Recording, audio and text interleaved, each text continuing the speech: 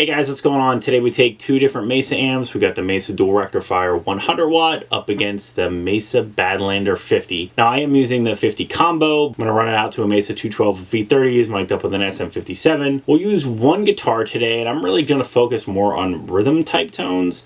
So we're going to use this Friedman Vintage T Classic with single coils. And I know what you're thinking. Why are you using that guitar with both of those amps? This guitar, it's clear, it sounds kind of heavy, and it kind of sounds like a Telecaster, but it kind of sounds like a Jazzmaster.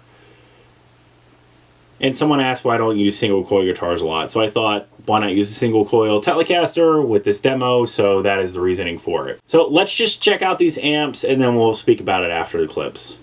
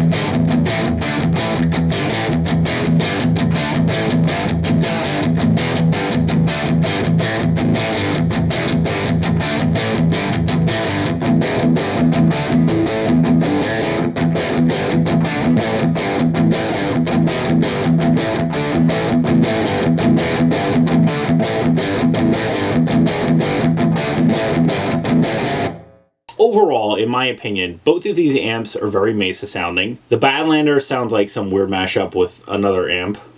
I'm obviously running EL34s 50 watts up against a 6L6 100-watt amplifier. I compared each of the modes of the Badlander up against different channels of the dual rack. So we had the clean versus clean, we had crunch versus vintage on channel 2 of the dual rack, and then on the Badlander I switched over to crush, took that up against channel 3's modern of the dual rack. Now overall, I think it's like splitting hairs between these two amps. I think they can sound really similar, which is very interesting. The Badlander is a rectifier amp. It's not the 6L6 powered rectifiers that you're used to. It's tighter in the overall tone, but they're very similar. Like the clean on the Badlander cuts through more so than the dual rack, but the dual rack sounds actually a lot warmer and more balanced. I know the dual rack isn't famous for its cleans, but I think it's a nice clean. It's not the best clean. The Badlander has more of a Fender mid-scooped setting on it that I use. It sounds a little more focused and clear versus a more balanced dual rack sound that's a little warmer,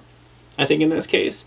So it's really interesting. If you have a dual rectifier, almost any version, I wouldn't run out and go buy the Badlander. I would definitely try it out. I do think it's tighter and more focused. It's really geared towards rock, in my opinion. I think you're splitting hairs with the dual rectifier. They both sound great, and there's those subtle nuances. I don't think I would run out and get a Badlander right away.